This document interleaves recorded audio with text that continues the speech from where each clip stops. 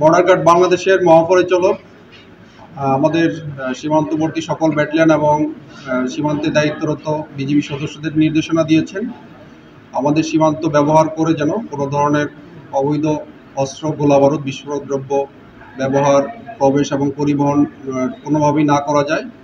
আমরা বেসিক্যালি সেই নির্দেশনার প্রেক্ষিতে আমরা বর্ডারে কাজ করছিলাম।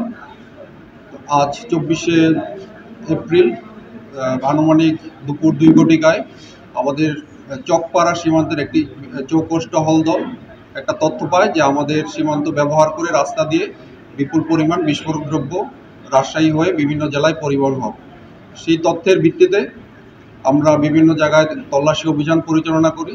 তো পরিচালনাকালে শাহবাজপুর ইউনিয়নের কয়লাবাড়ি ট্রাক স্ট্যান্ডে আমরা আমাদের টহল দেখতে পাই 2টি প্লাস্টিকের ক্রেটে পরিত্যক্ত অবস্থায় 2টা লোক ফেলে পালিয়ে যায় এবং ক্রেট দুটি আমাদের টহল দল তল্লাশি করে লাল স্কচ টেপে মোড়ানো 99টি ককটেল এবং দেশীয় সফট ড্রিঙ্কসের বোতলে বিশেষ কায়দায় তৈরি করা 40টি পেট্রোল বোমা উদ্ধার করতে সক্ষম হয়।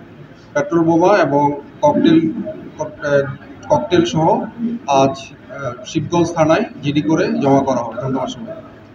কারা কেন নিয়ে আসছে এটা আমরা অন্যান্য আইনশৃঙ্খলা বাহিনীর সাথে আমরা তথ্য শেয়ার করব। এই ব্যাপারে আমরা অধিকতর ইনভেস্টিগেশন করব। আমরা সবসময় সীমান্তে আমরা কঠোর নজরদারি রাখি এবং কঠোর নজরদারির ফলে আমরা বিগত দিনেও আমরা বিপুল পরিমাণ বিস্ফোরক এবং বিভিন্ন অবৈধ অস্ত্র আটক করতে সক্ষম হয়েছি।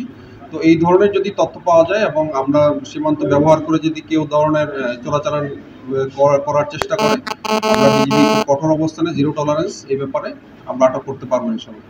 এটা ককটেল এবং যে পেট্রোল বোমা এটা দেশের আইনশৃঙ্খলা পরিস্থিতিকে অবনতি করার জন্য ব্যবহার হবে বলে আমাদের অনুমেয়।